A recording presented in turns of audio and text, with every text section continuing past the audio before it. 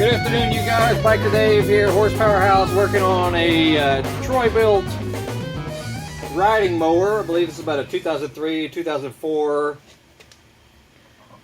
I'll show it to you from a distance here. It's one of the larger ones. You know, it's got the 21 C. Where is it? The big Intek 21 horse V-twin. Looks like that, in case you're trying to recognize it, because they make many different ones. This is the 46-inch cut. Looks like this. They made them, you know, in the early to mid 2000s. And if you're trying to install the belt that drives the blades, if you can see what this guy looks like here. This has 3 blades, but if that lower belt right there is giving you some fits, let me show you what to do.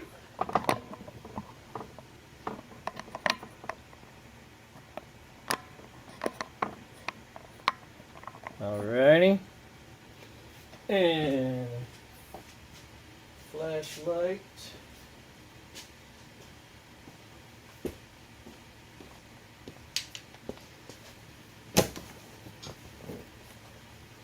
Alright, the issue is,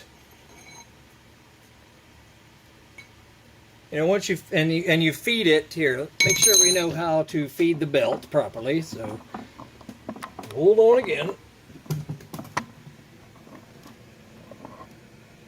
See, the belt goes straight across the back here. Then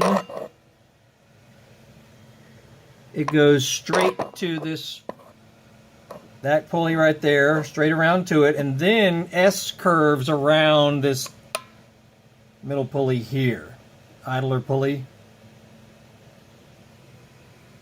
Okay, then it'll come around this lower pulley right here. But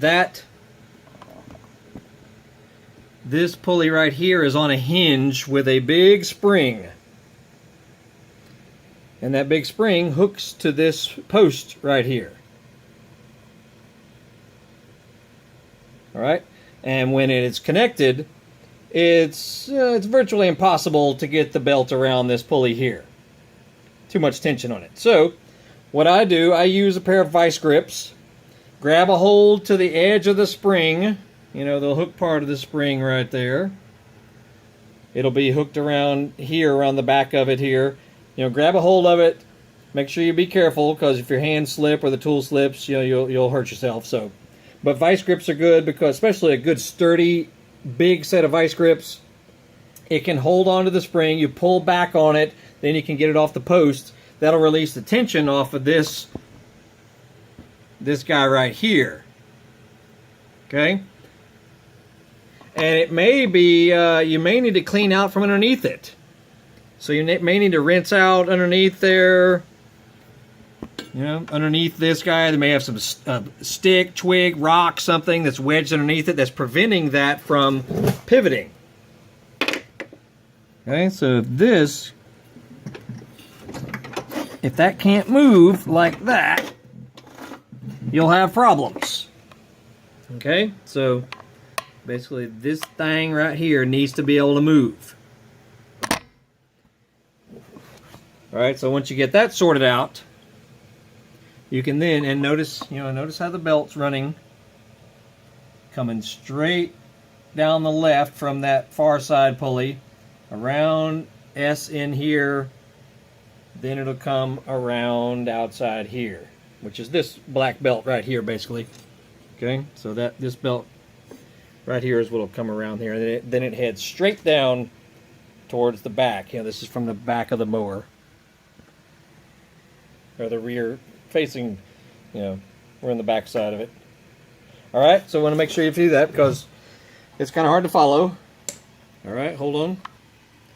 Okay. So,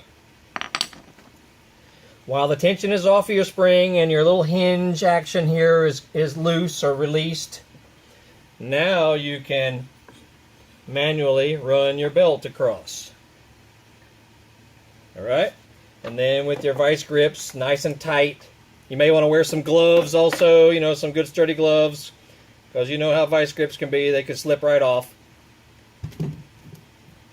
Okay, so I'm going to pull back on it and hook it around this post right here. Okay, and you may want to push on the pulley also.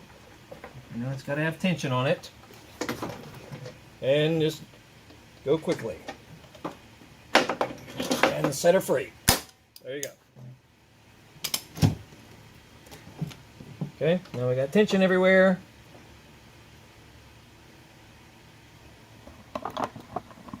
Alright.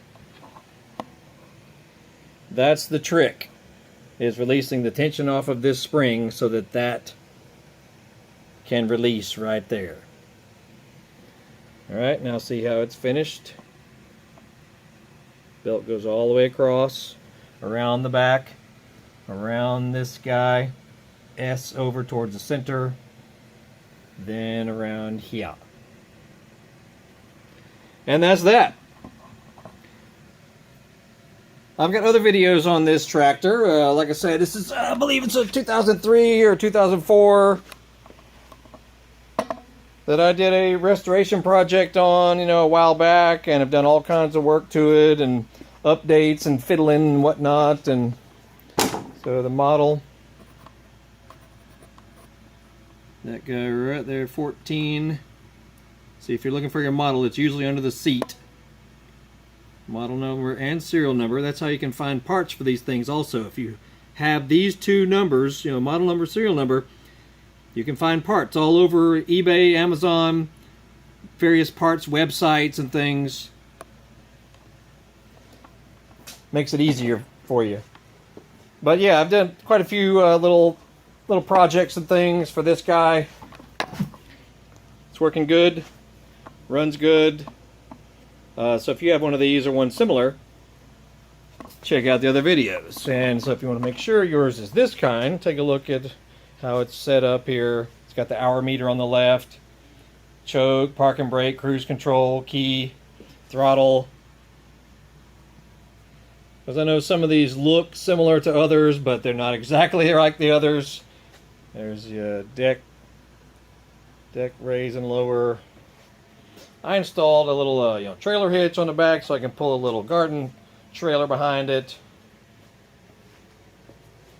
I put some beefy tractor tires on it so it doesn't get stuck and doesn't spin going up hills and all that. That's such a nightmare with these tractors. I highly recommend you get some of these. You can get them on eBay. Just search for your model or the size that you're looking for. You can buy the wheels and everything. Wheels, tires, everything. Put them on, bada bing, bada boom. Makes the thing so much more usable.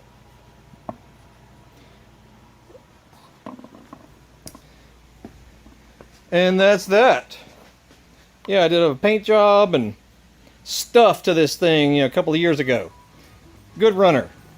And that's it. So look at other videos. If you need this one, you got stuff to do on this one, or if you got motocross bikes, Harley Davidsons, various dirt bikes, lawn equipment, chainsaw stuff, leaf blower stuff, weed trimmer stuff, classic car stuff, truck stuff, Mustang stuff. We got just stuff all over the place on our channel, as well as various entertainment videos and stuff. So, you can find all kinds of stuff that'll entertain you or hopefully teach you something on the Horsepower House channel, and we're on Facebook as well. So just Google us, you'll find us in various places.